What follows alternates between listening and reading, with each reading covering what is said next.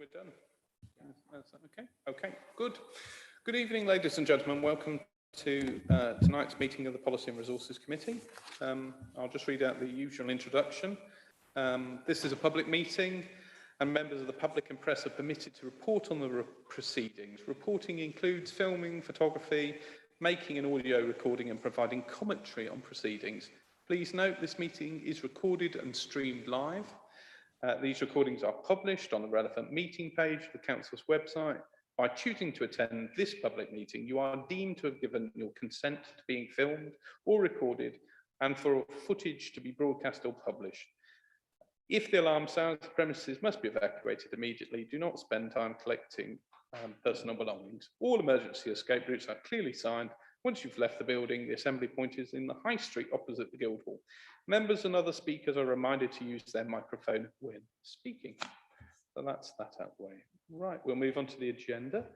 Item number 1, the appointment of substitutes. Do we have any? Chair, we've got no substitutes this evening. No substitutes, thank you very much. Item number 2, declarations of interest. Do I see any? Councillor Mitchell? In relation to the city plan, I should declare that I'm a council representative on the board for the Worcester Racecourse. I was one of the sporting events. Any others? I'll declare that as a member of the Worcestershire County Council, should any item that may be relevant to it mentioned in either the town's investment plan or the city plan. So I'll make that declaration and we'll move on. Okay. Item number 3, public representations. I understand we do have one this evening. Mr. Snooks, if you'd like to come, and you have, is it 3 or 5? Up to 5 minutes to address the committee. Over to you. Thank you very much, all of you, for this opportunity. Just representing Worcester Environmental Group again today. I'm not entirely sure of the procedures that this committee operates under, but I just wanted to bring something to your attention regarding resources. When I retired some years back and volunteered to work and help with environmental projects on Worcester City grounds, there was a wildlife ranger team of 3 or 4 very experienced ecologists, and now there are none. And it's in having the opportunity to work with the operatives and the supervisors and some of their managers, it's quite clear that there isn't that expertise anymore. And so the operatives and the supervisors, particularly with the declaration of biodiversity emergency, there just is entirely no knowledge that there used to be with those wildlife rangers. And I would like to urge the committee to consider when allocating resources that they look very seriously at having someone with expertise hands-on, as the wildlife rangers were. They would work with the operatives, not someone in an office writing reports, but actually on the ground. Now, I know that there are financial constraints. I'm fully aware of that. However, I assume you can move resources around as a committee, and I would urge you to, with this biodiversity emergency that you've declared, take that very seriously and look at that opportunity to have someone on the ground working with the operatives, giving them advice and help to improve our natural environment for the well-being of our residents. And I think that's well under 5 minutes. Thank you for your time. Thank you, Mr. Snooks, and thanks for your brevity as well, but I'm sure the message has landed with members, so thank you very much for coming. We'll move on then to item number 4, the minutes of the meeting held on the 27th, sorry, of July. Are those agreed? Agreed? Some nods? Yes, they are agreed. Okay, we'll move on then to item number 5, the minutes of the Personnel and General Purposes Committee held on the 26th of July. Are those agreed? Agreed. Thank you very much. Minutes of Income Generation Subcommittee held on the 28th of July. The Chairman saying yes, the Vice Chairman saying yes, so I'm seeing agreement. Yeah, okay, thank you very much. We're speeding through the agenda tonight. We'll move on to item number 7, the first substantive item, City Plan Refresh. Shane, Mr. Flynn, it's over to you, I think. Thank you, Chair. Good evening, councillors. Members will recall that on, I think it was the 10th of June, was it really that long ago, we had a all members workshop in which we explored the rationale for refreshing the city plan and making the point that it was not a new city plan, but a refresh of an existing one, and it was about developing our themes and understandings rather than setting out to rewrite them all. The results of that exercise, that conversation and the other desktop work that I've done, I've summarised as well as I can in paragraph 2.5, the various things which seem significant from that initial work, and then tried to reflect that in the plan which is published as an appendix, which is a draft for consultation. So the substantive changes are around 2 of the themes where we've moved on from what was originally a theme around sustaining our assets and moved that to a wider and perhaps easier to understand definition. And also tried to say a little bit more about our intentions around arts and culture for the city. As members will know, there is an arts and culture strategy under development, and we're doing a lot of work around festivals and so on, which we tried to bring into it. I've also worked my way through the indicators and tried to simplify some of the objectives and outcomes and rationalise them, and to only focus on those indicators where we can be sure the data will remain available and give us the kind of benchmarking information we want. So the intention now is to publish this as a draft if it's approved. We're not, because we've done an awful lot of consultation through the master plan, the town improvement plan, it's not the intention to have a broad consultation on this, but to publish this as a statement of the council's intentions and to gather feedback. So I'll only be looking for feedback through our website and through email. And I'm not now proposing to hold any events as such a consultation at this stage. But we will be seeking interest on whether or not people want to participate in an annual summit, which we'll review progress since the last iteration and look forward to whatever themes we might want to develop as the plan progresses. So it should be a dynamic, forward-looking, active plan for the future. So what I'm asking members this evening to agree this as a draft for consultation to be sent out, and then I'll report back at the next committee on the findings of that with a view to publishing the plan by the February council meeting. Thank you. Any questions? I'm happy to take those. Thank you, Shane. Any questions on the city plan then? That's for Louis first, and then Steve, and then Jabba, and then Joe. So, Louis first. Okay, thank you very much. In your preamble, you said that this was more of a sort of refreshing rather than starting again. But I am very pleased to see the statement in the new city plan, which commits all 4 political groups to for a commitment really about combating climate change. And I think that's really important that we do this on a cross-party basis, and I'm very pleased to see that all 4 parties have agreed to that and to move forward on this front. Thank you, Louis. Steve. Yeah, thank you, Chair. In the bullet points at paragraph 2.5, most of them, they are quite clear. However, one of them there talks of stronger emphasis on both youth.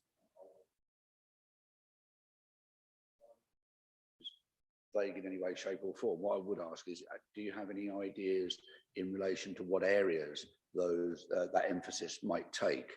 Because certainly, when I've been speaking with residents in my ward, my area, one of the questions I am asked is about provision for youth, and certainly talking about 10 to 16, 17-year-olds. So just asking if there's any particular ideas or areas that you have lined up. Thank you. Perhaps we'll take that and we'll people's questions. So do you want to answer that one? Yeah, through you, Chair. Yes, the plan is, of course, a strategic document. It's designed to set out what our intentions and our aspirations and our goals are, and where we consider certain outcomes. So while it doesn't go into detail on specific areas and set out actual activities, that's intended to flow from the plan, and will obviously flow through all the strategic documents which underpin it. There's been some discussion around how we can do more in terms of partnership with our various sporting bodies, and there's a long list, and we try very hard to be inclusive around that, to make sure we include those. And there are additional statements around positive mental as well as physical health. So those are ones which are designed to capture this sense of wanting to strengthen, theme 3, a healthy and active city, because that is an area where everyone has suggested in all the surveys we've done that they want to promote that in particular, to make people more healthy, more active and more engaged. And I think there is sufficient emphasis in there to say that we need to have some clear support across a wide range of activities which will contribute to that, including a strong emphasis on working with partners. So where they come forward and where we have discussions, and some of them will come up, for instance, in the town investment plan we're looking through later, then we can bring them within our overall ambitions for the city plan as a whole. So I'm not being very specific in terms of answers. The intention is that follows on, but I think there's sufficient emphasis in the plan as it stands to cover those particular groups.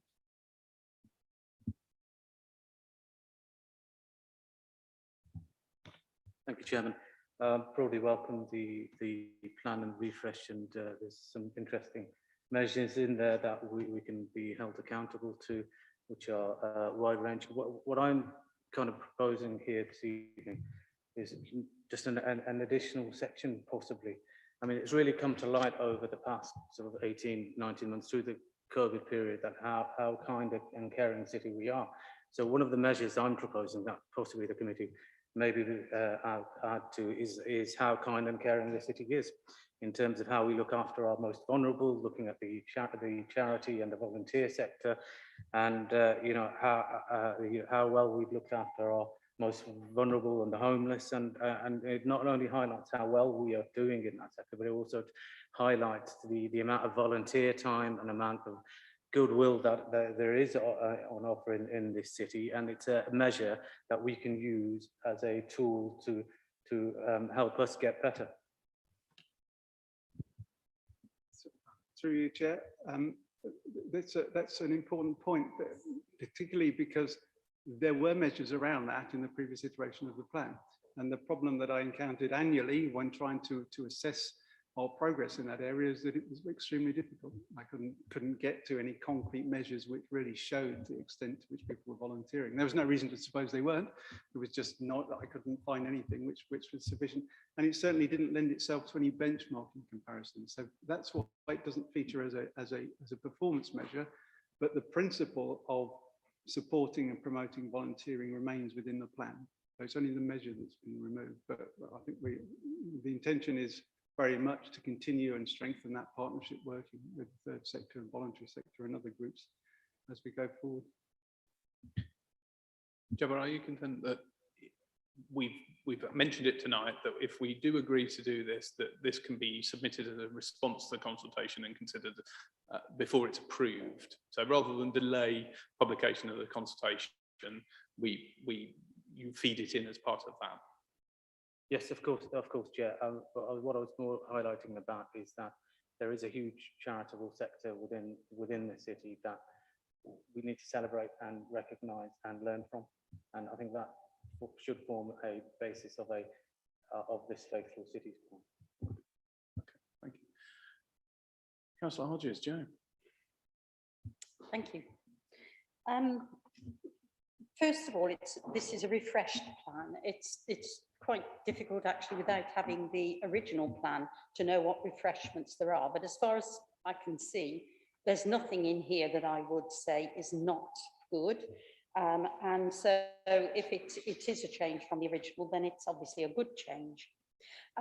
When I looked at it, I thought, how does this affect the people who live not in the city centre and who don't come into the city centre to work, and perhaps don't even come into the city centre more than once every 3 weeks, 4 weeks? And what is in here that's important to the people who live in the communities around the city? So in my ward, Warndon, over in Dines Green, in Ronkswood, in those communities which are outside the city centre. And I mean, while I wouldn't say that it isn't good to have a heritage city, and it isn't good to enhance and sustain our beautiful city, it doesn't actually have a lot of relevance to many of the people who don't come into the city, who don't see it. So can you highlight for me, please, the things that are important to the communities who are around our city and on the edges of our city? Through you, Chair, I think in terms of that one of the things which was important not to lose when we refresh the strategy was that overall sense of the city as a place which is inclusive and integrated. There's a line which is, I thought has always been very striking because it's partly anecdotal. Worcester is known for its strong community spirit as a city where people support each other, muck in and do their bit, not just for their own families, but for their neighbours and communities too. So it's always been important to keep that idea and to use that terminology because it's something that speaks to people locally. One of the ideas which has emerged increasingly is this idea of a 15-minute city. And the concept is that, you know, there should be access to services, to facilities, and it should be no more than 15 minutes away. So whether that's by walking or by bus or by taxi or whatever the means of transport are. And to my mind, others may have a different view on this. That doesn't seem to me to be about the centre of the city being 15 minutes away. It's as much about getting facilities out to communities across the city, so that wherever you live in the city, you're only 15 minutes away from those facilities. So the idea behind that, and again, we're looking at the town investment plan, where there are things in there about building our community facilities up. There is a strong sense emerging through this of trying to push things out from the city centre into other parts of the city. So I think the theme is there. We might find stronger ways of measuring it and bringing it out, but I think it's very much a part of the plan as it stands.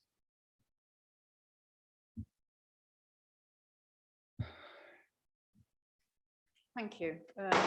Thank you to Shane for a good piece of work, because it's been a bit of a balancing act, and the plan did need to be refreshed, but it was very carefully crafted originally, and not to lose that original care. Couple of things that I would like to see that aren't there. Within the prosperous city, actually some sort of reference to green businesses or environmentally sustainable businesses, not just financially sustainable, to promote that. And in the healthy, active city, yes, we've got sort of reference to disability and inclusiveness. Dementia friendly, it would be good to have that in there. But in terms of sort of signing off this version for the last round of consultation, I'm content with that. Just in the appendix 1, just to clarify, role of committees. So the draft plan will go to each of the council's committees so that they can look at it and feed back. Is that the intention? Through the chair, the intention is around to incorporate, because the previous plan predates the committee system. we need to find a way of ensuring that there is acceptance across the committee of various elements in it which are relevant to each committee. So one of the ways in which we might do that is through the budget consultation process, bringing elements of the city plan for consideration in that. So as it should be, if we agree this at Policy and Resources in December, then the overall strategic approach should feed into budget setting through the rest of the winter time. So there'll be an opportunity for each of the committees to say, well, you know, the city plan, the refresh city plan talks about this area. How is that influencing the budget? How are we making decisions about that going forward? So the earlier stage of committees influencing the plan, but then P&R finally sign off. So the committee is not part of the consultation process of the draft. It'll be council that finally signs this off because it's a council, it's a corporate level document. So it will go to there. So there will be a debate at council on it and on any measure. I'm not sure how this worked with committee cycle. Clearly members have been involved in the development of it, and group leaders were involved in a sort of round table to make sure it was hammered out in terms of any other issues that were made. So there was a deliberate attempt to do that. If you want to feed in, or any member, I'm quite happy to run a process, Lynn, to, you know, for any member to put an item in as part of the this round of consultations. If you feel if you want to call an extra meeting of your committee to look at this in consultation with the chair, I'm sure that will be totally acceptable. I'm just not sure how this will work if we have to wait until your next meetings, which I think are in November, and then we wait to go to council. This will be waiting till February for council after November. Through you, Chair, the committee cycle will be in November, so the end of that committee cycle with the policy resources will be in December. So anything could be fed through to the committee. Yeah. If you want to do it, if you think that's a useful process, then absolutely, I have no objection to it. I'm sure chairs of committees will want to do that too in consultation. If you wish to put it on your agenda for your next meeting. I mean, I was trying to clarify what's meant by in Appendix 1, identify the role. Well, the role of committees in monitoring progress, but actually, you know, committees have, you know, a level of expertise and interest in particular strands of the plan. So to have as part of the consultation, it seems to me committees have a role in influencing the draft plan, and then when it is signed up, obviously, you know, it then feeds through into budget setting and so on. Thank you. Any other comments on this? Mel. Sorry, last one, and I have looked at this, but looking at it again, just under where we have measuring the city plan, under section 5, there are lots of references to climate change, but is there any sort of measure we can put in for biodiversity? I'm not an expert in what that measure would be, but it seems a shame that we've declared it not to have that as a measure. Possible. Through you, Chair, I have not been able to identify a measure at the moment which is nationally available and which can be used there for benchmarking purposes, and that's the principle we've taken. It needs to be something which is readily available and by which we can compare progress against other organisations or authorities. So I'll keep looking. If I find one, then we can incorporate it. For the last city plan, we did add a number of new measures as we went through, as they became available, some of which have been incorporated into this and superseded previous measures. So it's a live document. We can continue to try and do that. Thank you. Okay, if there's no one else, I just wanted to say that I'm really pleased that we've got to this stage. We've got a draft document that we can consult on. It's been developed in the same spirit as we did the first one on a cross-party basis. It builds on the success of the first 5 years of the plan.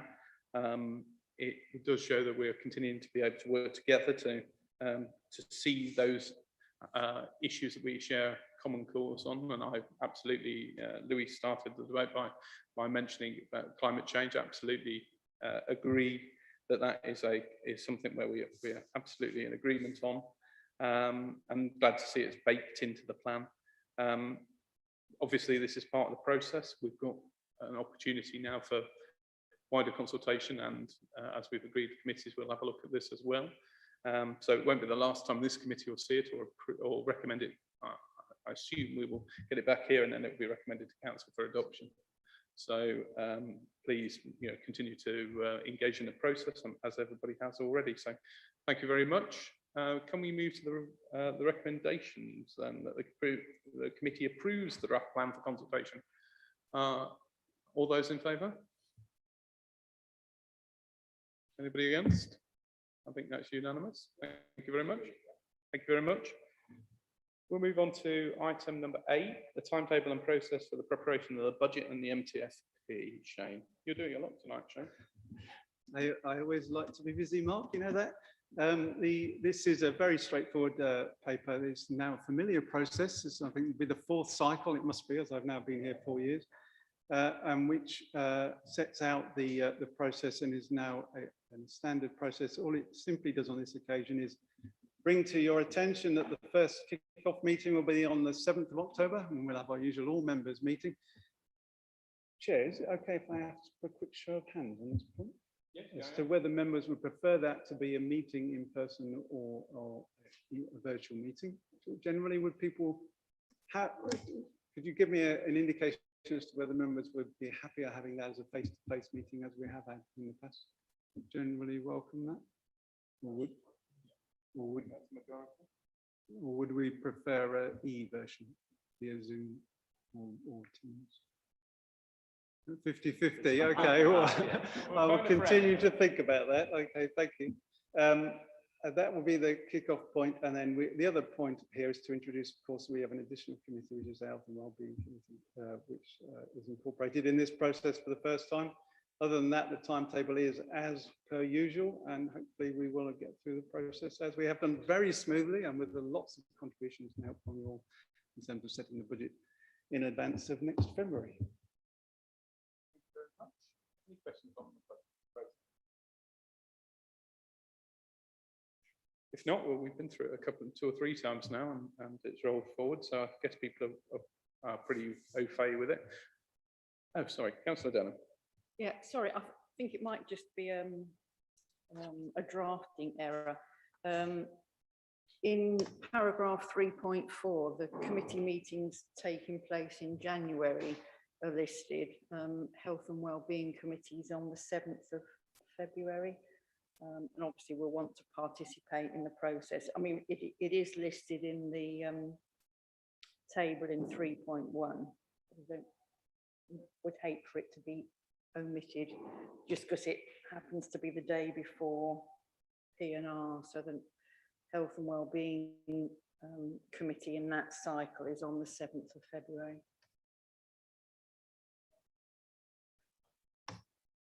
Thank you for the clarification on that.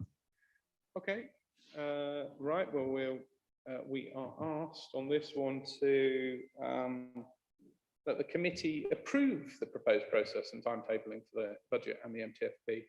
Can I see those in favour? Anybody against? I think that's unanimous as well, no abstentions there. Okay, thank you. We'll move on then to item number 9, the town's investment plan, the revised projects. Mr. Sutton, you have appeared, so it must be you who's taken this item, so over to you. Thank you, Chair. Members will recall we submitted the town investment plan back in January following approval by this committee. And we received in June an offer of a draft heads of term from government of £19.6 million, which effectively supported all of our projects, albeit with less funding than we'd originally requested. The detail of the offer, the heads of terms and conditions are Appendix 2 to your report. Since that time, officers have worked with the town board, with members and stakeholders, and developed revised proposals, which we'll bring to you for requesting approval tonight. I think we find the proposals, they give a balanced range of interventions. They still meet the 3 objectives of the town investment plan, which are a connected city, an economically diverse city, and a city built on quality of place. There's an overview in section 3 in the narrative of the report.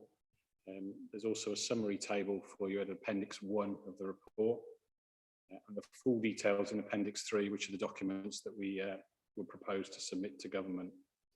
Just a summary really of the major changes from our original submission. Our skills project has a refocusing really to achieve the outcomes in terms of numbers of learners, but a reduced spend on building refurbishment, although we will be retaining the building block 2 proposals at Dines Green for a new construction skills centre. The Sutton Centre for Health and Wellbeing project on the Riverside campus at the university remains unchanged. There's a reduction in Towns Fund funding of £1 million, which has been balanced by an increase in match funding, which we've been able to secure for that project. Both the Shrub Hill and the Active Travel projects remain substantially unchanged, just a minor reprofiling of funding there. But whilst the Riverside and the Heritage proposals have needed to substantially reduce to meet the budget, the combined project there of Heritage and Riverside destination is focused on some key areas that will improve the visitor experience, and particularly the Museum and Art Gallery, the Commandery, and then links to the Riverside, down Copenhagen Street and through Cathedral Gardens. I think it's important to note that whilst the Town Fund contribution is reduced, the match funding contribution is actually slightly increased, and this is still a programme overall that's approaching £50 million for the city. So the next steps, subject to member approval tonight, will be to submit these revised proposals to government later this week, and then to bring detailed business cases back for each project to this committee. And those will be for approval, and they're scheduled to come between December and March, this December and March of 2022. And following approval of the business cases, we then move into project delivery. So that's presented the revised proposals. I commend those to the committee, and I'm happy to answer questions, Chair. Thank you, David. I should say that I think, what did you say that the Towns Board Fund unanimously approved this recommendation to council as well? I may have missed that point, but that was agreed. Thank you, Chair. Yes, I didn't say that, but yes, you're absolutely right. The Towns Fund unanimously supported these proposals. Thank you very much. I've seen Lucy and then I've seen Adrian. So Lucy first. Just a point of clarification.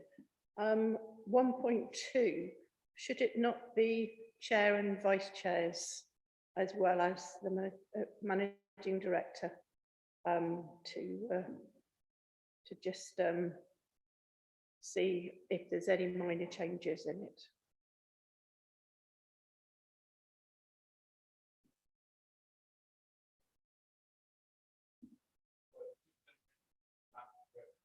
Yes, so whereas it should actually be the chair and vice chair as well. I'm happy to, if people, I'm happy to change the recommendation if that's supported to. In consultation is the usual phrase. Yeah. Okay. Okay. Yep, we're happy to do that. I saw Adrian next, and then it was Louis. Any Joe? Adrian. Thanks. I mean, I was at the briefing for this agenda the other day, but I still find the paper confusing. And particularly, I think in some ways it would help if we were told what we've lost rather than what is going forward, particularly on the Riverside and Heritage bit that has now merged together. But those where we've reduced in the community skills project, the Riverside and Heritage, I just find it still a little bit confusing as to what we are going forward with, to be honest. I don't know if you can help again. David, can you help confirm the bits that we are going forward with on those projects particularly? Because then I think, Adrian and other members will know exactly what we are spending the 20 million or thereabouts on. Chair, happy to do that. If we start with the skills projects, so there's a reduction there. The intention is still to equip a number of community centres and buildings with training facilities that we can then use to deliver entry level and slightly higher skills to local communities. The original proposals had quite a focus on refurbishment of some of our community buildings, and so some reasonably major works that would have included energy efficiency measures and some maintenance works. So with the reduced budget, we haven't been able to take those forward. We've taken those out. Some of those works will be for the council's regular maintenance programme. Some of those were enhancements, which at this time we're unable to take forward with that fund.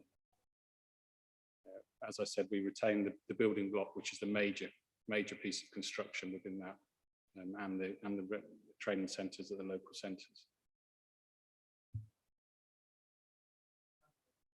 And on so the Riverside project was actually a number of projects, members may recall. So we were talking to the Canal and River Trust about the potential to do some work on Diglis Island, to open up that a little bit more to the public. There is an active project there, members will be aware of, the Unlocking the Severn project. That's continuing with CRT. We are unable to contribute to that at the moment. We had a proposal with the River Sports Club for some development there. That one's no longer being taken forward.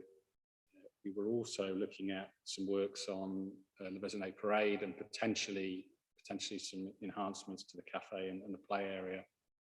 So funding for that is no longer in these proposals. What remains is the council's existing Green Flag Riverside Park project, which I think the funding's around about £250,000, which is around landscaping, entrances, etc. So that remains. That's already funded from council budgets. We were also looking at potentially some landscaping on the other side of the river around the old screen house, and a relatively minor contribution towards the cricket club that we're looking to enhance a visitor centre and museum as part of the Riverside offer. So some substantial reductions around the Riverside. There are just a couple of projects now remain, which are, as I said, linking down through Copenhagen Street to the Riverside and opening up of the Cathedral Gardens. And then if we come to the Heritage project, what is proposed now is to move the Worcestershire Soldier down to the Commandery, some enhancements to the Commandery offer, and that will also give us an expanded footprint at the Museum and Art Gallery that can be utilised to create a better visitor offer there. Also linking in with the recent donation from a local philanthropist to enhance our art collection. We've taken out some of the wayfinding, both physical and digital interpretation around the city, and there were some public artworks in Foregate Street, which have also been removed. So I think that covers all of the detail. Thank you. Louis, you are next. My question really is about the measures for active travel. Obviously, in today's context, with things like the high costs for adult social care, there's obviously a real importance that we take public health really seriously and invest in public health. I think things like active travel obviously has a big link with things like health and well-being, air quality and carbon. But picking up on Adrian Gregson's point about what is going to be in the plan and what isn't going to be in the plan, could you just expand a little bit more detail on what we are going to get on active travel and what things are potentially being cut from the plan? Through you, Chair, if I can. The short answer on your second part, what's been cut is very little. If anything, there's a small reduction in funding, but that's more of a balancing figure than an actual reduction in works. So the routes that remain is the Kippax Bridge, which is going to County Planning Committee next month, I believe, and remains on track. Some enhancements to the canal corridor between Diglis and Sixways, and particularly in that upper section that's not paved at the moment, which is a rather muddy section, so looking to enhance that to make that more usable. Some new routes around Ronkswood, linking Ronkswood to the hospital, to County Hall and down to Wilds Lane, which will give access to the city. Those are currently unmade routes and off-road routes, so that's a fairly major sum there. And also going down south, so making the link from Diglis down to the Ketch and the second crossing, so that will take you under into the new developments at Norton and Kemsey.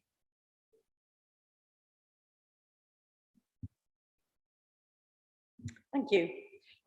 My question was along the lines that, through you, Chair, My question was along the lines that Adrian brought up. What has actually been taken out? And I was looking at the community skills, which is only getting 40% of the original intended sum of money. You've said about refocusing, a reduced spend on buildings, and you've mentioned energy efficiency, which I think probably has reference to boilers and things like that that don't work very efficiently. I wonder if those improvements to the buildings will still be done by us as a city council, as we own the buildings and we have a responsibility for them. And in order to deliver these skills, these improved skills and training, we do need to have buildings that are fit for purpose and are working as best they can. And I wonder, by taking money out and not spending on the improvement of these community centres, whether we are perhaps not achieving as much as we possibly could. Through you, Chair. The intention is, so the outputs, the outcomes in the numbers of learners are substantially unchanged from what was in the original town investment plan. Undoubtedly, there'll be some maintenance works that will be required to the councils, all of the councils building over coming years, and those will need to be addressed by the council at that time. The opportunity for using Towns Fund to deal with some of that ahead of time really is no longer there due to the reduction in funding. So we are intending to deliver all of those outcomes, but we will just very much have to focus on making sure that it's the training facilities that are being invested in. And if it gives the committee some comfort, there will be a detailed business case that will come back to this committee. And certainly a business case would not support investing in a facility that wasn't fit for purpose. So it needs to be fit for the purpose for which it's intended. Councillor Stanley and then Councillor Mitchell. Thanks very much, Chair. I take the point, and I acknowledge that the question has to be asked about what isn't in as much as what is in. I think we should still acknowledge the fact that this is a substantial piece of investment, even in a slightly reduced form than we had to begin with. I'm absolutely delighted to see the virtually untouched commitment to active travel. I think we should underline the commitment to delivering skills and training, and building block 2 is a serious part of that. So, I mean, overall, whilst it's important we dig into the detail of what we haven't got as much as what remains, I think there is still much to commend here. So the essence of my point is that I didn't want the outcome of this discussion to be largely negative in terms of what we've achieved an awful lot here, and there's an awful lot that Worcester will benefit from here. So I think we need to underline the positive nature of this.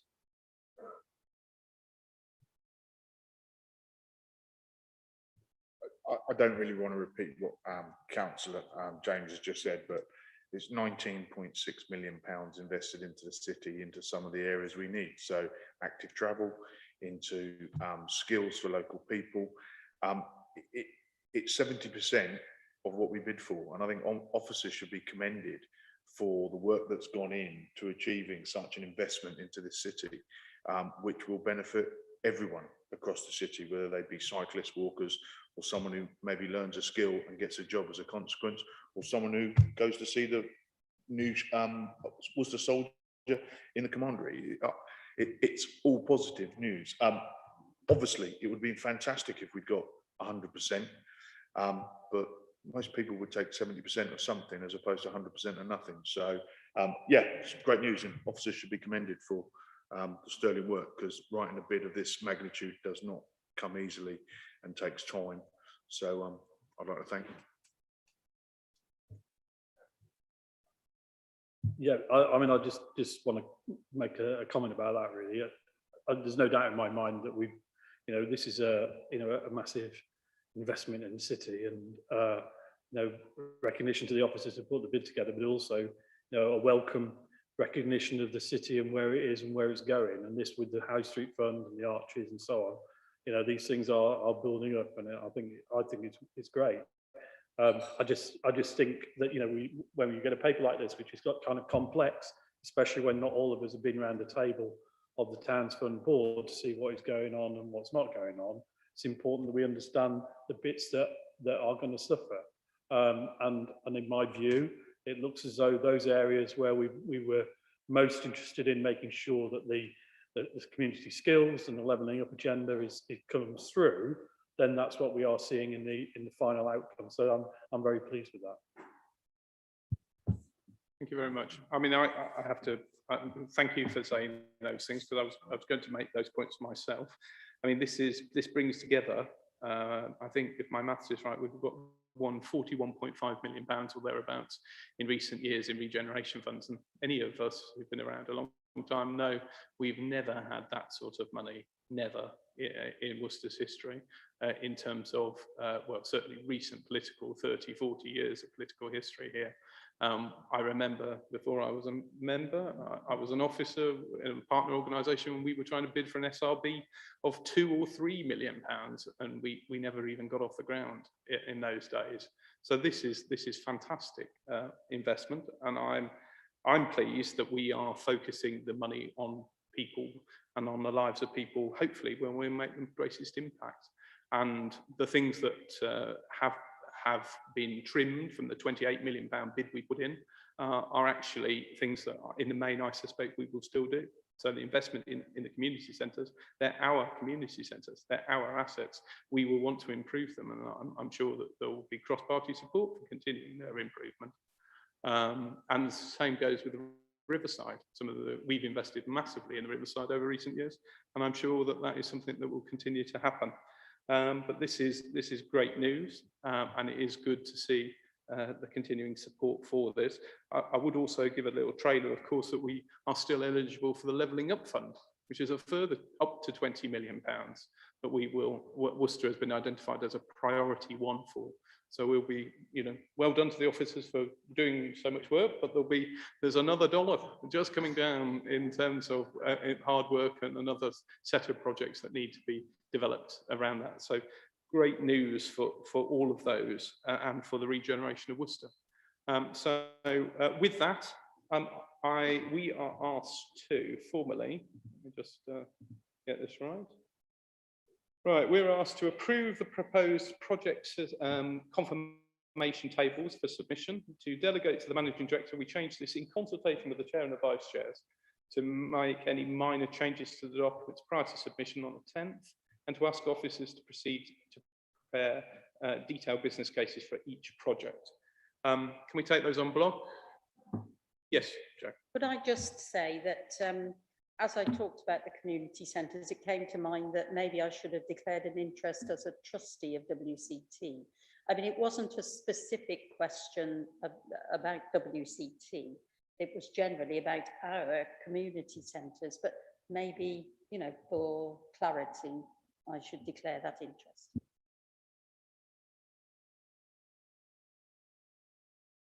Block, all those in favour, can I see? Anybody against? That's carried. Thank you very much. We move on to item 10, the Art Gallery and Museum development. Very exciting paper and potential. I assume Philippa is coming to talk to us on this. So we'll give a second for the in the hot chair.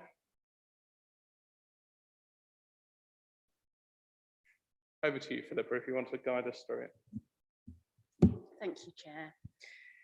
Well, I'm very pleased to be able to report to the committee that we've been approached by a local philanthropist with a potential significant donation to the city's art collection, which is a really welcome position to be in for me to be able to bring this good news to you. But I know that he would very much want me to start by reiterating that he's looked at other options as well as Worcester for this donation, although Worcester is his hometown, and he very much was led from the approach based on the motivation to see the art galleries, the city's art gallery improve and develop for the benefit of the city as a whole. Now, these ambitions are very much the same as the ones within the museum service and with the priorities that were set within the strategic plan adopted by the Joint Museums Committee 2 years ago now.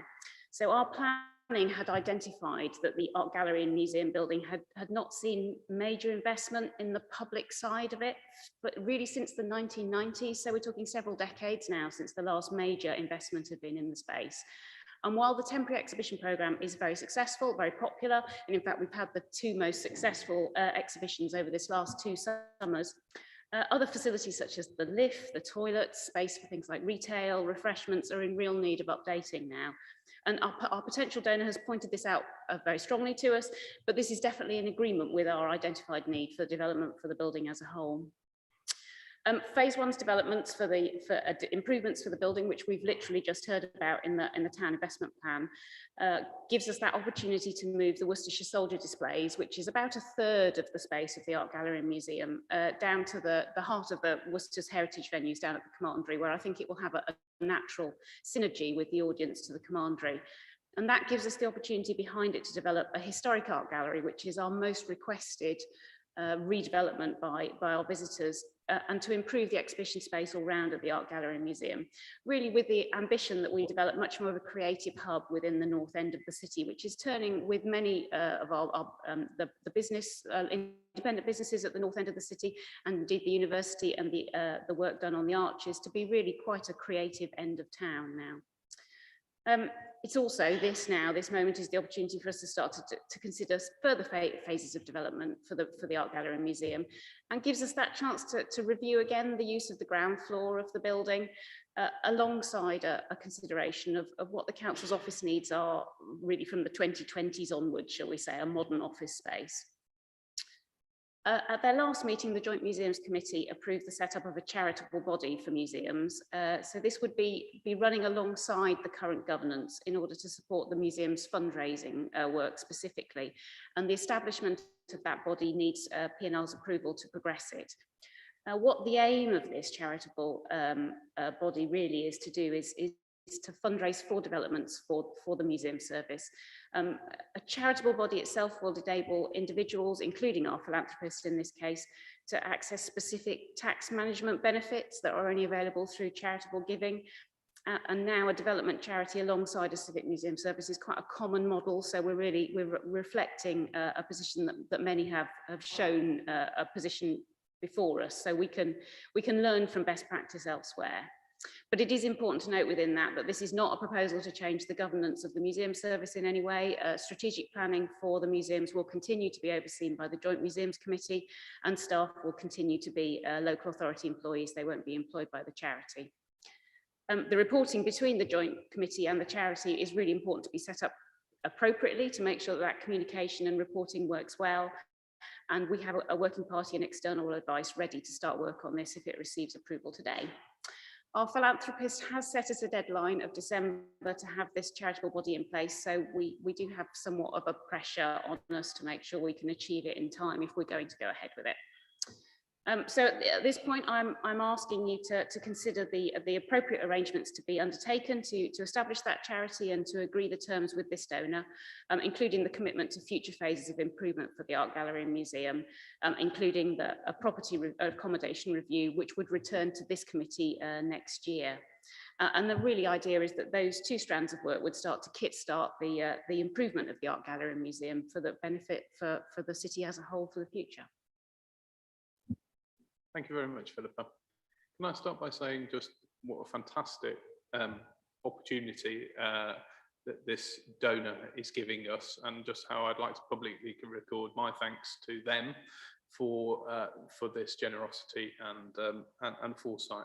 I have had the pleasure of meeting the donor and thanking them personally, but it is the fact that they wish to remain anonymous too.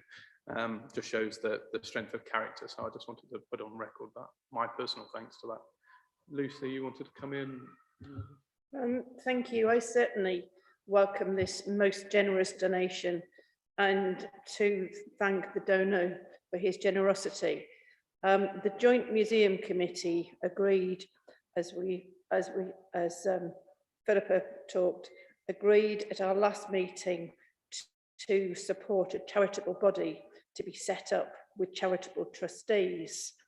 And this would then support fundraising for the museums in our care. And this very generous donation would also be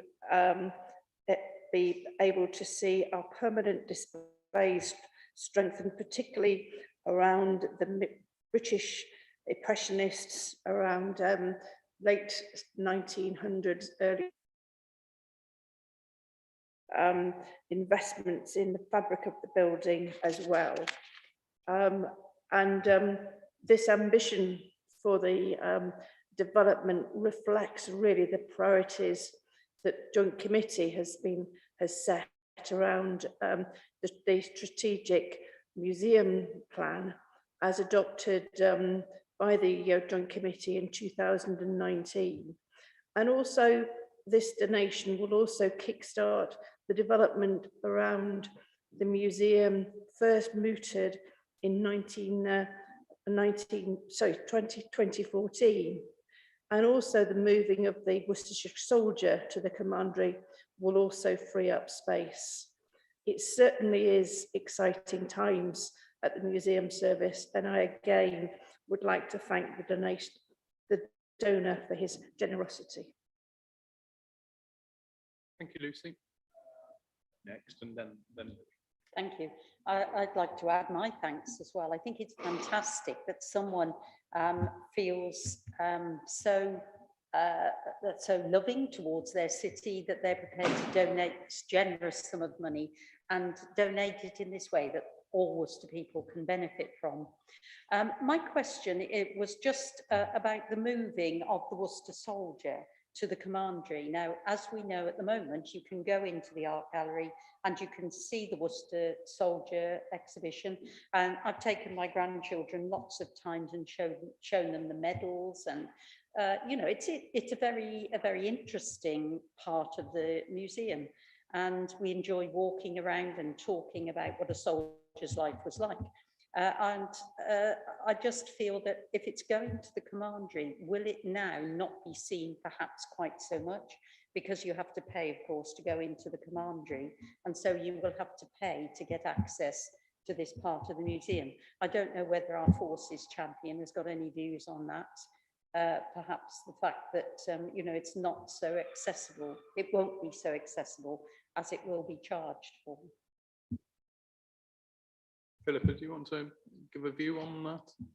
Well, first of all, I want to remind members that there is a fantastic benefit for residents of Worcester City, where they are able to get a residence pass for the Commandery, and in fact, I would encourage all of you to do so, which is less than the cost of a price of a cup of coffee for you to be able to come for the entire year for free to the Commandery. So I do take your point that that's still a charge, but that's a fairly low charge compared to what we're charging our out-of-town visitors, shall we say.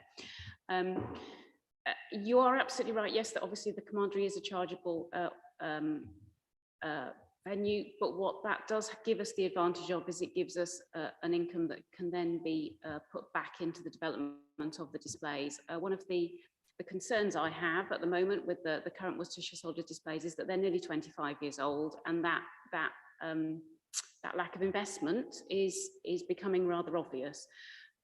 What I'd like to see is a longer term way of working, particularly for those displays, which I think need constant review and reinventing of stories and research within them, is to look at how we can continue to invest in it over the years. Obviously, we work with our partners, the Mercian Museum Trust and the Worcestershire Yeomanry Trust, who between them, they do have abilities to fundraise, but not necessarily all of the full complement of professional skills that we can give them as partners.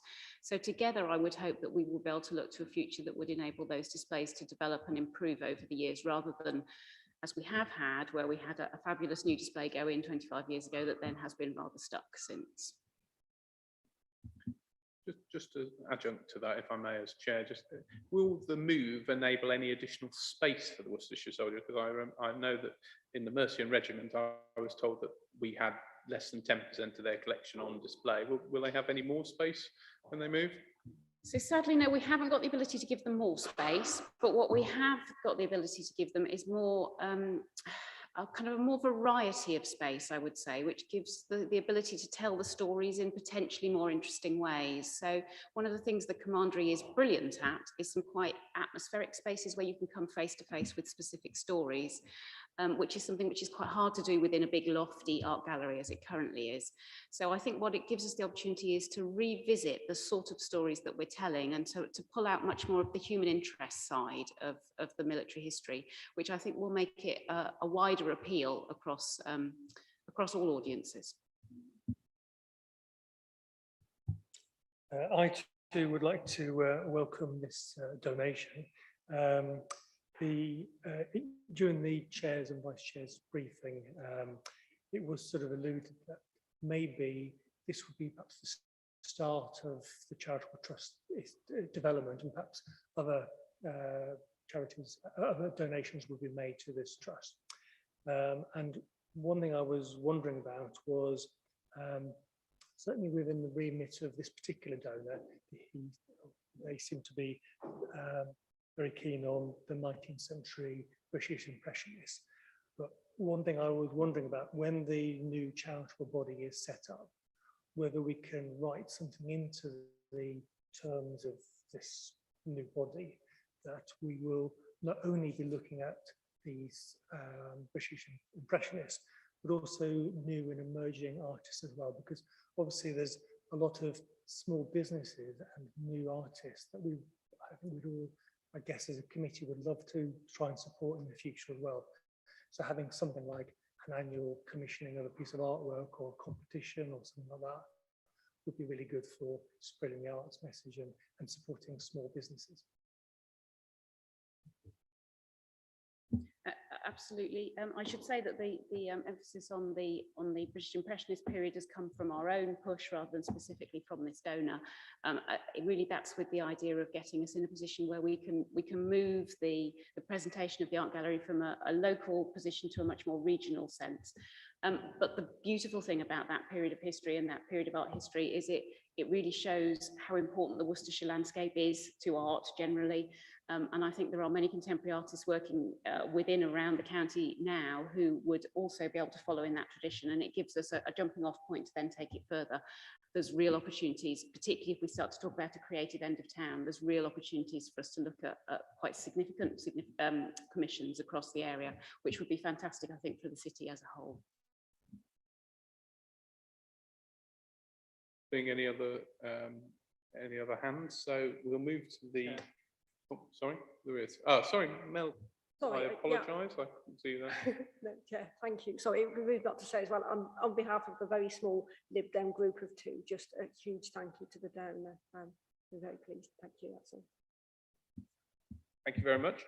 Then we have recommendations that the committee, for 4 items, notes the offer of the significant donation to the City's Museum and thanks the donor for their generosity, authorises the council's involvement in the establishment of a charitable body that would support fundraising for city and county museums, including managing the donation referred to above, delegate to the managing director in consultation with the chair and the vice chair of this committee and the chair of joint museums to enter into all necessary legal arrangements to establish the charitable body and receive the donation, and finally to approve the property and accommodation review of the MAG with a report back to the committee in autumn 2022. I'm going to propose that from the chair. Do all those in favour? Okay, that is unanimous. Thank you very much. That is approved. We'll move on to item 11, outline proposals for the annual survey 2021. I think we're getting you back into harness, Mr. Flynn. Thank you, Chair. Yes, this is another one of the autumnal harbingers of the budget process.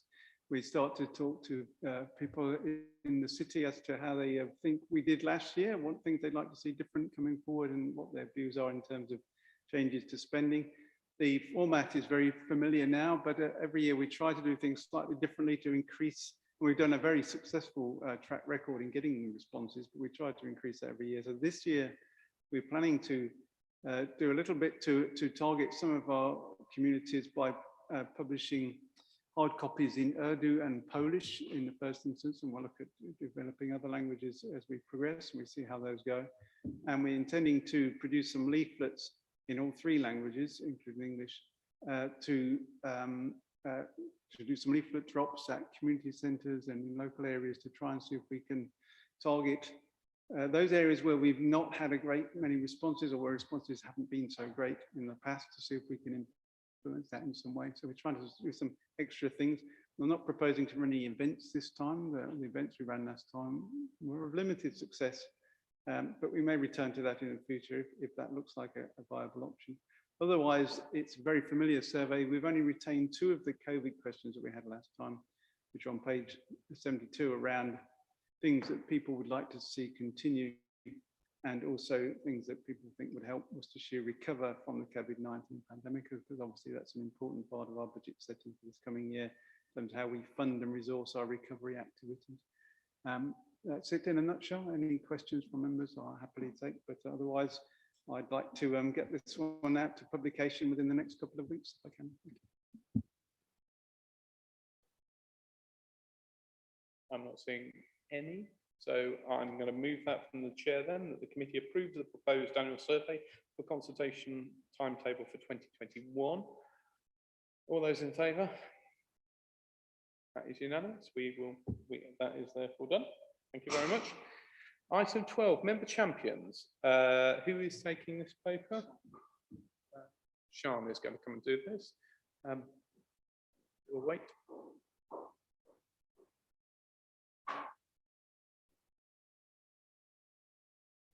Thank you, Chair.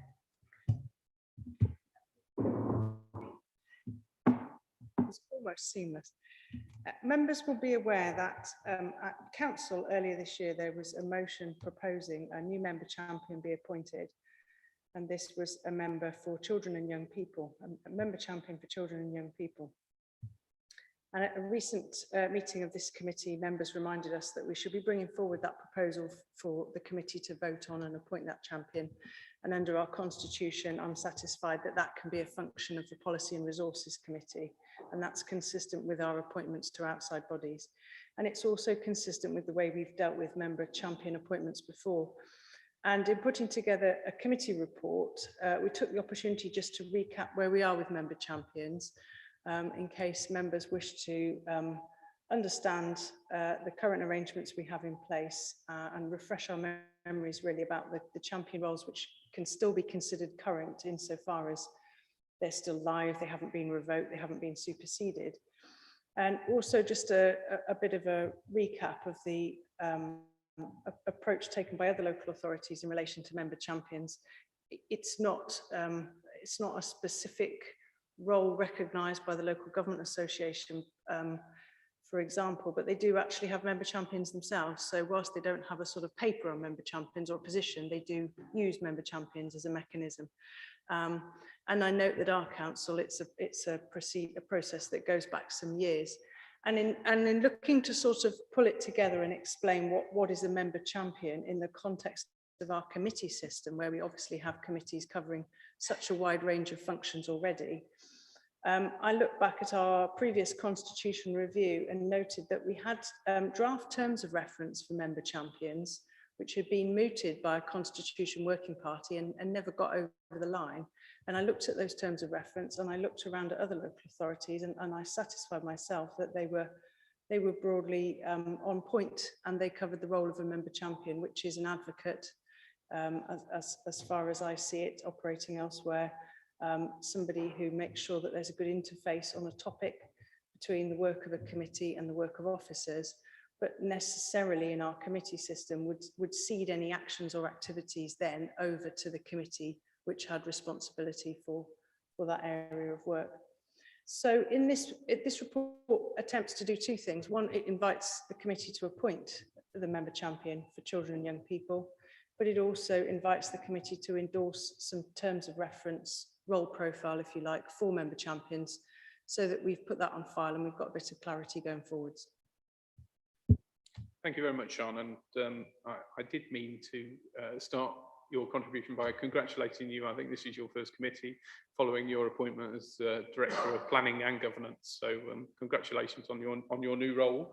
But I'd like to do this in 2 parts. I'd like to, as there are 2 recommendations, I'd like to deal with the first one, which is agree the terms of reference a member champion set out.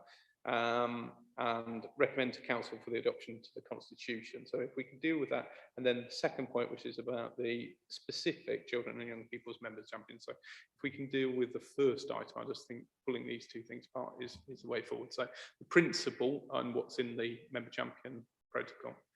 Joe. And then thank you. I did welcome this actually, because when I thought about member champions, I wasn't sure what they actually did, having never sort of read a job description, as it were. So that's a welcome piece of information. There's nothing here. I know they have no decision-making capabilities, but there's nothing in here which refers to any sort of questioning or any report back to council. And I think that might be a useful addition, where we have the opportunity, say once a year, to question our member champions, just to ask them about various things that have gone on during the council year, and ask what their opinions are of certain aspects to do with the topic that they are a champion for. So, you know, I would welcome that opportunity, a report back or a question session.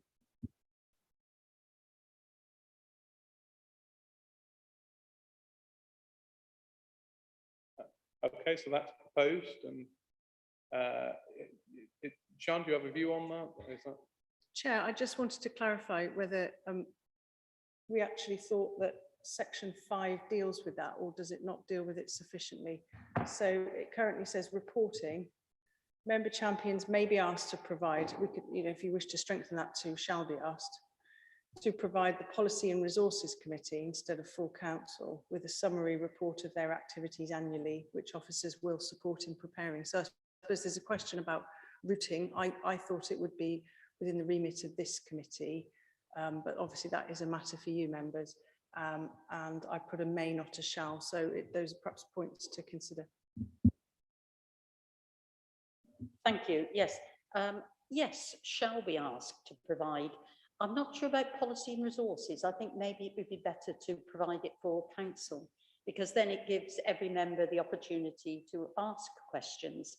I mean, you may remember that I've been somebody who's been pushing for reports back for outside bodies that we're appointed to, because I think if we're asked to do something as a councillor in a specific capacity, then we should have a certain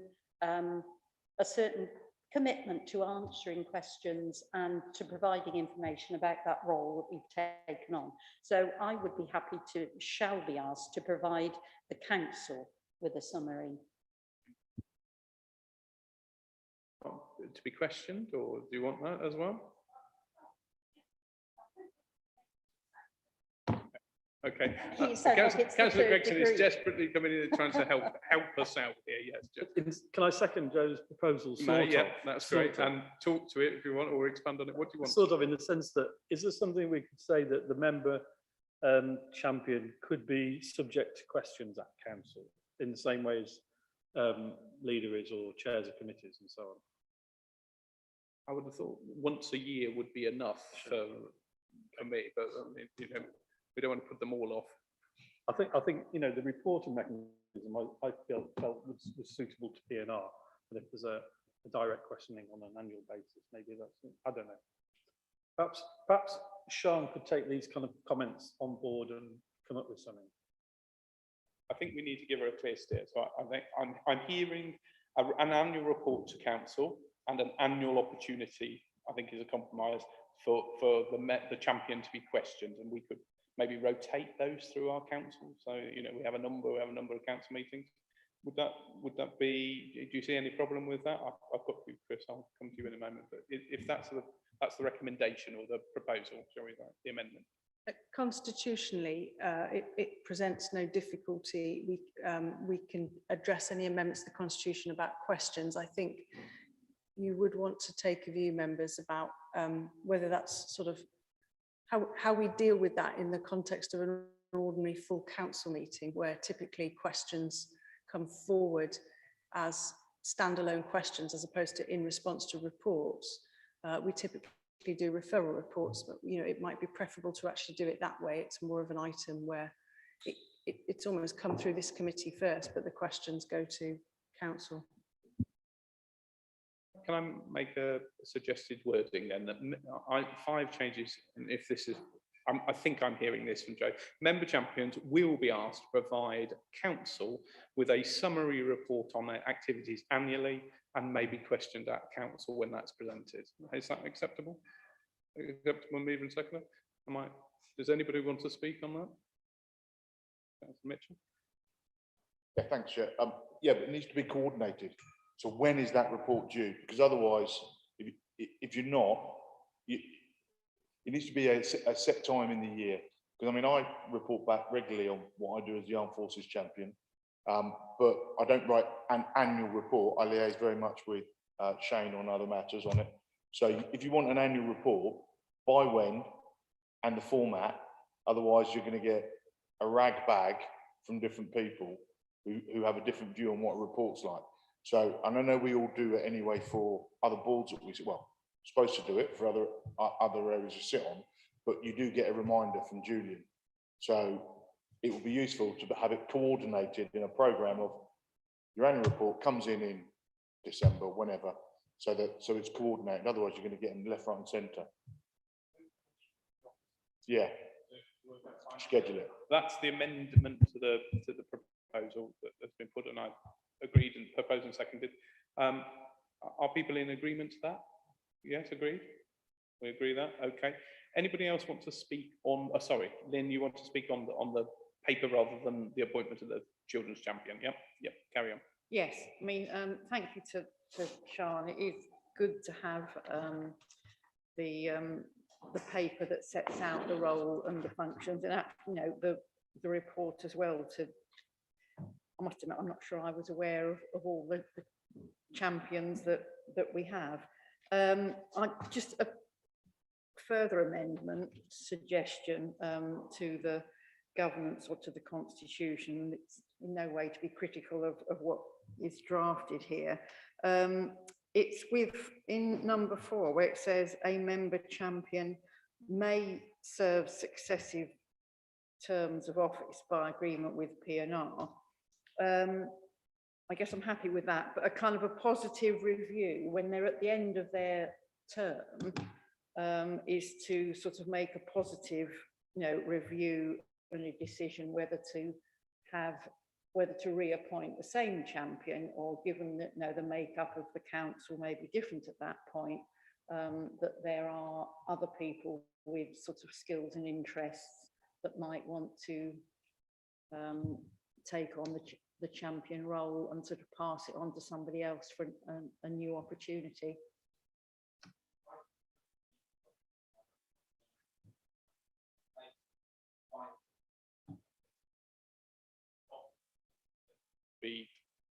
A new member champion would be appointed. So if I wanted to continue as the member champion for whatever, and the Policy and Resources Committee decided against that, they're not agreeing, then a new one would be appointed. You feel? Well, I suppose up to this point in time, and I guess we haven't had this in place, but there hasn't been that review process. It's almost been like an appointment for life, so to speak. I don't think we're in the position of having life peers.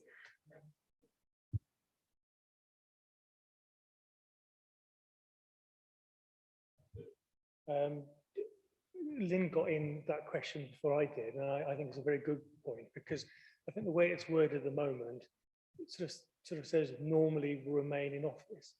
It's not very positive. I think it ought to be fixed terms of 1 year, 2 years, 4 years, or whatever it is. At the end of that time, yes, you might be reappointed, but it's normally 4 years or their term of office. I think it should be more defined than that, because I think it's rather woolly at the moment. Because I think it probably would be good, not every year, but every 2 or 3 or 4 years, just have a rotation of those champions, because we'll probably get fresh blood occasionally. Do you think it's covered by, I mean, I read that, it said a member champion will normally remain in office for the duration of their council term of office, i.e. until they're next elected or not. If they're not elected, then that's not a problem. But term of office rather than their duration as a councillor, isn't it? Are you happy with that? We always say or there's a timetable and it comes up in that, that table every year, the annual council. I would say that we should do a similar process to that, where you are appointed for, say, 2 years or 3 years or whatever we decide is the amount. It's a bit more tangible and it's a bit more transparent, because this normally, for the end of the term, I don't think it's as solid as a person I would like to see.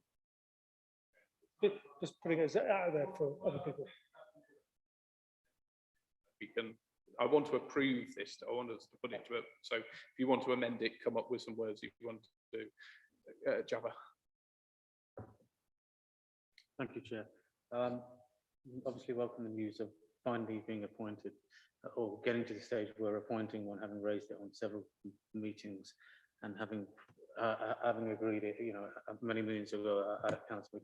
What I'm a little bit disappointed with, Chair, is actually we know the pressing issue of young people within the city, and I don't think that the remit of this Children's Champions goes far enough. I think we're setting an expectation out to the young people that actually things are going to change, and yet the member champion hasn't got a real remit in terms of any power of decision-making ability. I mean, I would have thought that we would have come up with that. Any of our member champions do have a little bit more decision-making power, maybe a pot of money that they can have some instant impact out there with the young people, out with their respective communities, to say, actually, we mean some real business here. We're serious about the issue, where you know, we want to take things forwards and do it that way. So that's what I'm a little bit disappointed. Great, we're making progress, but I think we've set an expectation out there. We put it in our annual survey. We're going to appoint this, but it should have a little bit more teeth. Thank you for that. I'm sure Jean can reflect on that. I think under our committee system, none of us have delegated authority to do anything particularly significant outside committee. I also remember the quite long and hot debate we had about amount of money for the Armed Forces Champion and the budget that was there, and it was decided that that would be a very, very small amount of money. I think it was 5k, was it? Yeah. So I mean, council has debated this point before, so you know, we're at liberty to change our minds, of course, but you know, we have had a debate about that. Sean, do you have any reflections on how we can meet some of the aspirations? Thank you, Chair. Yeah, I suppose perhaps taking them in reverse order. We operate a committee system under the local government arrangements, and that sets our model of decision making and power. We don't have under our constitution individual members carrying executive authority, and the banner of champion can't change that really. What could be achieved by agreement of members in terms of identifying budget, you could identify a budget and you could, if you wished, resolve that budget would sit with a specific responsibility. But I would assume that even the Armed Forces Champion budget actually is part of the remit of P&R committee ultimately, isn't it?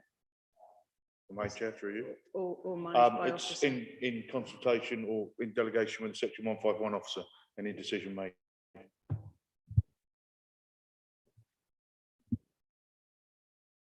Yeah, I've got some words, yes. So, so council members will be appointed for a 2-year term at annual conference, annual council. Yeah.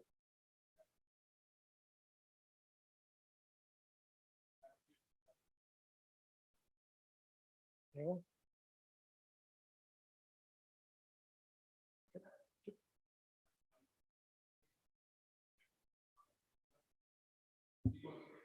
Could I make an alternative suggestion? Could I perhaps say that they serve for a 2-year term, but no more than 2 2-year terms? Because I'm not entirely, I think it is a good idea to change it up a little bit and have more people doing this rather than stagnation. Yeah, I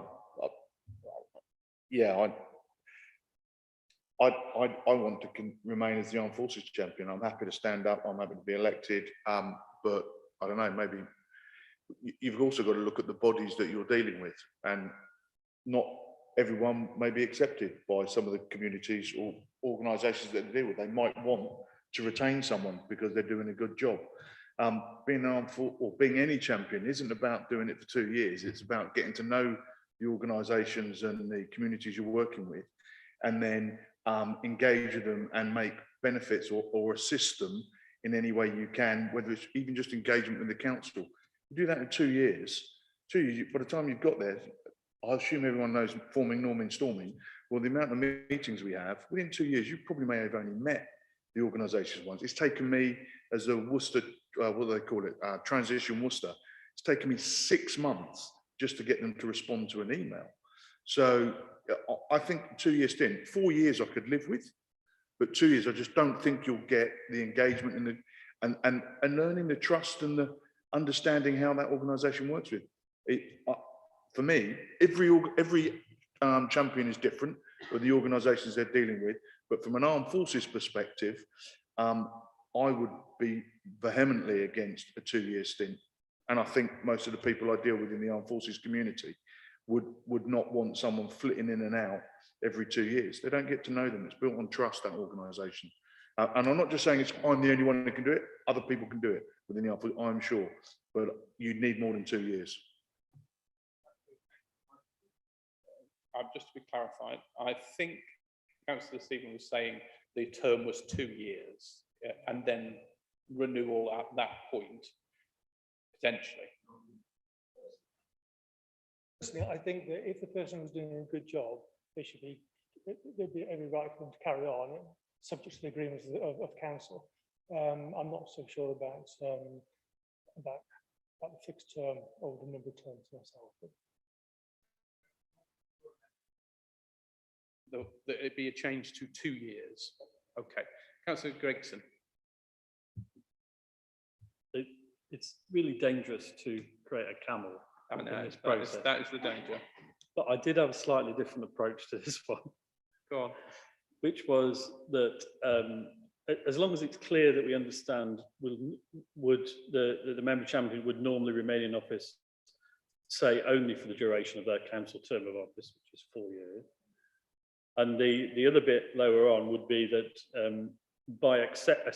a member champion may serve successive terms of office, but by exception and agreement by the Policy and Resources Committee. So that it was an unusual thing to do, but there may be certain circumstances which would support that. I just as a by comment, I'd completely forgotten that there was a 5k budget allocated to the Armed Forces champion, and the lack of reporting during that period has been very obvious. So I think we need to make sure that this gets free to light in order to make sure that Chris is able to report annually on a basis properly and in front of us. Chair, if I may, I'm under no remit to report to council. I am under remit, which was agreed by full council to the Section 151 officer. And I report every year how that money is spent, because I'm not allowed to spend any of it without Section 151 officer approval. So there is a report annually, and I'm sure Shane can provide you with the details of what money has been spent over the last few years. It's not very much. An agreement that from Councillor Stephen that he would agree with your proposal, Adrian. So the words are changed. So you're appointed for the rest of your term, however long that may be, and you may be appointed by exception and by agreement of personnel by PNR to carry on. Are you happy with that? That was what I heard. Are you content with that?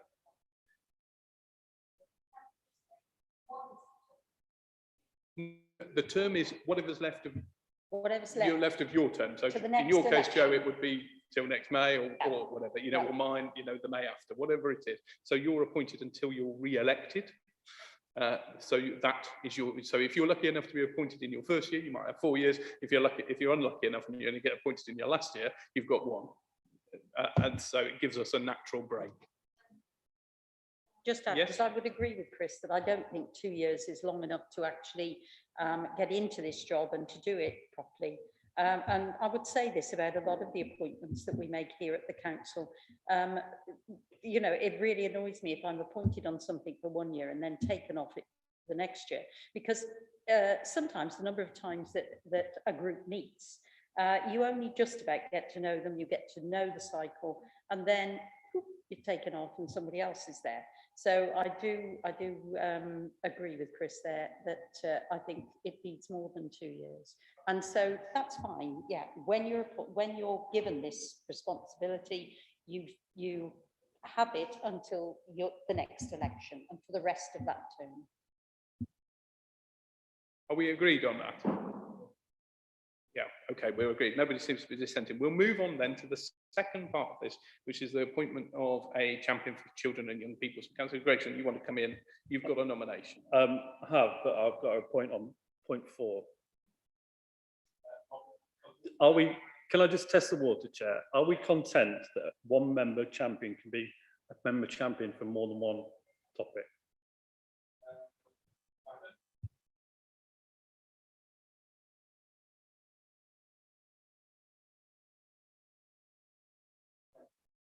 That just feels a little bit out of order to me.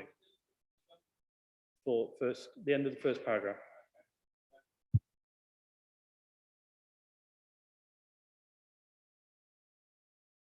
I don't mind either way. I think it will be for council to decide whether that person has the capacity and the skill set to do more than one. I would think that exceptional to do more than one, but you know, I wouldn't with the norm. But I would have thought that maybe circumstances where that works. But I'm content to roll with that. But can we move on to? I think we've agreed this. So can we go on to the second part, which is the nomination for the Children and Young People's Champion? Do you have a nomination? Did I hear? Yes, Chair. So I'd like to nominate Matt Lamb. He works and has always worked with young people. He's a lot younger than a lot of us anyway, and is broadly respected, I think, on all sides of the chamber, and he fully understands, you know, all the.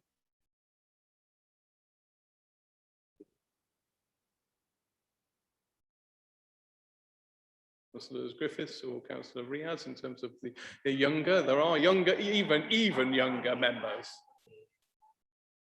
Older than you, yes, I think. When you get to our age, older people look young. Yeah, okay.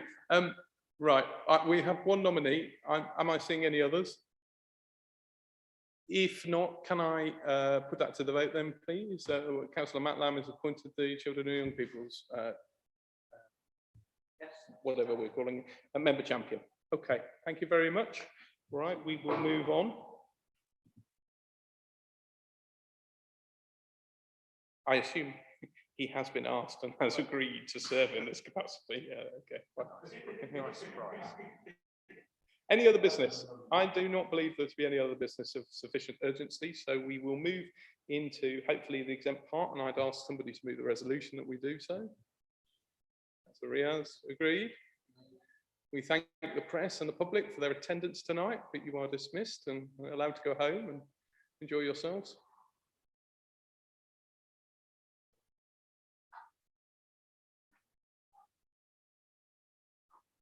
Thank you, Paul. Is the recording off?